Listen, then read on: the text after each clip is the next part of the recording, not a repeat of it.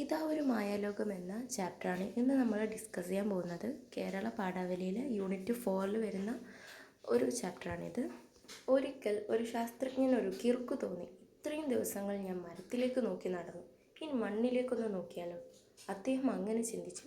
മണ്ണിലേക്ക് നോക്കുകയും ചെയ്തു. എന്നിട്ടോ മണ്ണിലൊരു മായാലോകം കണ്ടെത്തി.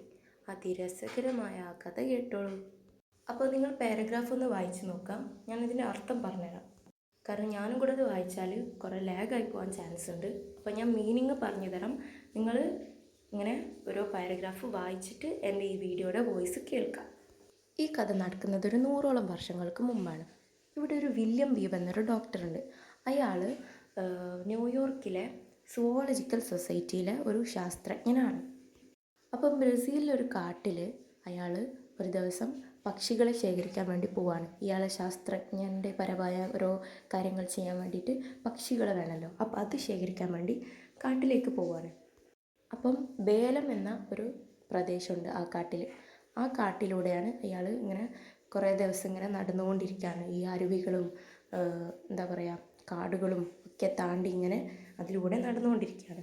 അപ്പോൾ നടക്കുമ്പോഴൊക്കെ അയാളെ കണ്ണ് മരത്തിൽ തന്നെയായിരുന്നു. കാരണം ഇയാൾ എന്തിനാണ് പോയത്? പക്ഷികളെ പിടിക്കാൻ. അപ്പോൾ പക്ഷികളെ പിടിക്കണേ മരത്തിൽ തന്നെ നോക്കണം. അപ്പോൾ ഇങ്ങനെ മരത്തിൻ്റെ മുകളിൽ ഇങ്ങനെ നോക്കി തന്നെയാണ് ഇയാൾ നടന്നത്. അപ്പോൾ അയാൾ താഴോട്ടൊന്നും അങ്ങനെ കാര്യമായിട്ടൊന്നും നോക്കിയിട്ടുണ്ടായിരുന്നില്ല.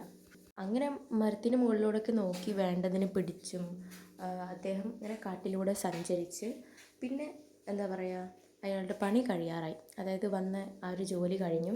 കാരണം പക്ഷികളൊക്കെ പിടിച്ച് കഴിഞ്ഞല്ലോ. അപ്പോൾ ഇനി അയാൾക്ക് ഈ ബ്രസീലിലെ ബേലം എന്ന കാട്ടിൽ നിന്നും ന്യൂയോർക്കിലേക്ക് തിരിച്ചു പോകണം. അയാളുടെ ആ ഒരു സുവോളജിസ്റ്റ് സൊസൈറ്റിയിലേക്ക് തിരിച്ചു പോകണം. അപ്പം അതിന് വേണ്ടിയിട്ട് അരുവിയുടെ താഴേക്ക് സഞ്ചരിക്കണം. അപ്പോൾ അരുവിയുടെ താഴേക്ക് സഞ്ചരിച്ചിട്ട് അവിടുന്ന് കടലിലെത്തണം. അവിടുന്ന് കപ്പലിൽ കയറണം.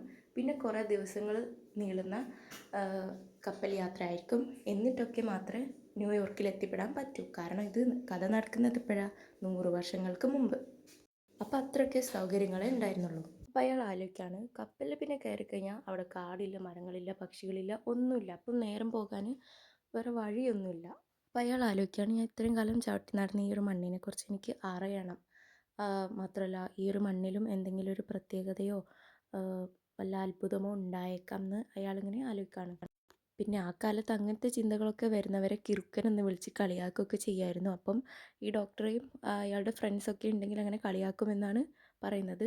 പക്ഷെ കാര്യം എന്താണെന്ന് വെച്ചാൽ നല്ല ശാസ്ത്രജ്ഞന്മാർക്ക് ഇങ്ങനെയുള്ള ചോദ്യങ്ങളൊക്കെ മനസ്സിലിങ്ങനെ ഉയർന്നു വരും. ആരും ചോദിക്കാത്ത ചോദ്യം ചോദിക്കും. അതുപോലെ തന്നെ അവരാരും കണ്ടുപിടിക്കാത്തത് കണ്ടെത്തുകയും ചെയ്യും. അപ്പം അത്തരം കിറുക്കന്മാരാണ് മറ്റാരേക്കാളും ബുദ്ധിമാന്മാർ അല്ലെങ്കിൽ നല്ലൊരു ശാസ്ത്രജ്ഞൻ എന്നാണ് പറയുന്നത്. അപ്പോൾ ആ ചിന്ത വന്നയുടെ അയാളൊന്നും നോക്കിയില്ല, വലിയൊരു ചാക്കെടുത്ത് കാട്ടിലെ മണ്ണ് നിറയ്ക്കാൻ വേണ്ടി ശ്രമിച്ചു. അപ്പം നമുക്കറിയാം കാട്ടിലെ മണ്ണാണ്, കൊടുങ്കാട്ടിലെ മണ്ണാണ്. അപ്പം അതിൻ്റെ മുകളിൽ തന്നെ ആ ഒരു മണ്ണ് വരുന്നതിൻ്റെ മുകളിൽ തന്നെ പല പല ലെയർ ഓഫ് ഇലകളും അതും ഇതൊക്കെ ഉണ്ടാവും.